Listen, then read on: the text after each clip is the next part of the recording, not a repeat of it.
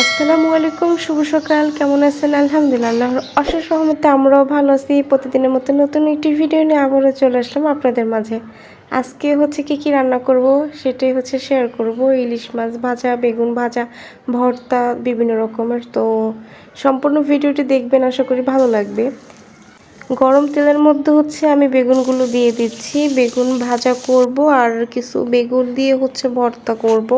তো লাল লাল করে হচ্ছে আমি বেগুনগুলো কিন্তু ভেজে নিচ্ছি। আর সিদ্ধ হওয়ার জন্য আমি হচ্ছে ঢাকনা দিয়ে দিলাম 2 থেকে 3 মিনিটের জন্য।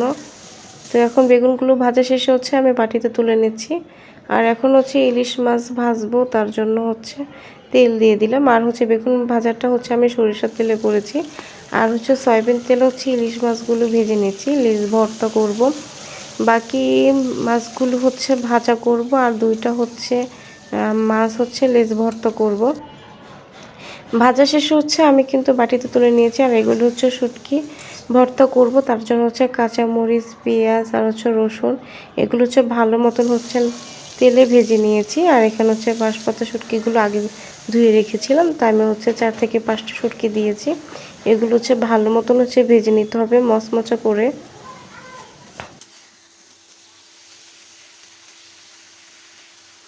তো শুটকিগুলো কিন্তু ভালো মতন হচ্ছে ভাজা ভাজা হয়ে গেছে। এখন হচ্ছে বাটার পালা।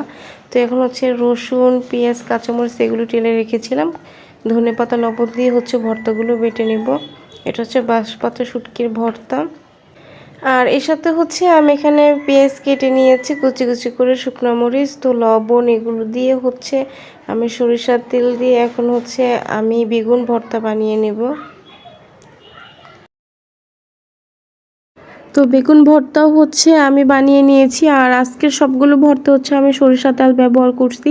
তো এখানে হচ্ছে শুটকি ভর্তা আর হচ্ছে বেগুন ভর্তা হয়ে গেছে। আর এখন হচ্ছে আমি আলু ভর্তা বানাবো, তার জন্য হচ্ছে শুকনো মরিচ আর হচ্ছে কাঁচা পেঁয়াজ, ধনেপাতা, লবণ, সরিষা তেল দিয়ে হচ্ছে আমি আলু ভর্তাটা বানিয়ে নিচ্ছি। তো আলু ভর্তাটা হয়ে যাওয়ার পরে হচ্ছে এখানে আবার সেম হচ্ছে কাঁচা পেঁয়াজ আর হচ্ছে শুকনা মরিচ, সরিষার তেল, লবণ, ধনেপাতা দিয়ে হচ্ছে ইলিশ মাছ আর হচ্ছে লেজ ভর্তা এগুলো হচ্ছে বানিয়ে নিচ্ছি। আর বিশেষ করে হচ্ছে ইলিশ মাছের ভর্তাটা হচ্ছে অনেক অনেক মজা, একদম মামা ঘাটের ইলিশের মতন। বাসা আপনারা ট্রাই করে দেখতে পারেন। আর সাথে একটু যদি সরিষার তেল দেন তাহলে তো কোনো কথাই নেই। তো আরেকটা হচ্ছে লাল মরিচের ভর্তা তৈরি করে নিচ্ছি, কাঁচা পেঁয়াজ, শুকনা মরিচ, ধনেপাতা, সরিষা তেল দিয়ে। তো আজকের ভর্তার ফাইনাল লুক আশা করি ভালো লেগেছে। ধন্যবাদ, ভালো থাকবেন। আসসালামু আলাইকুম।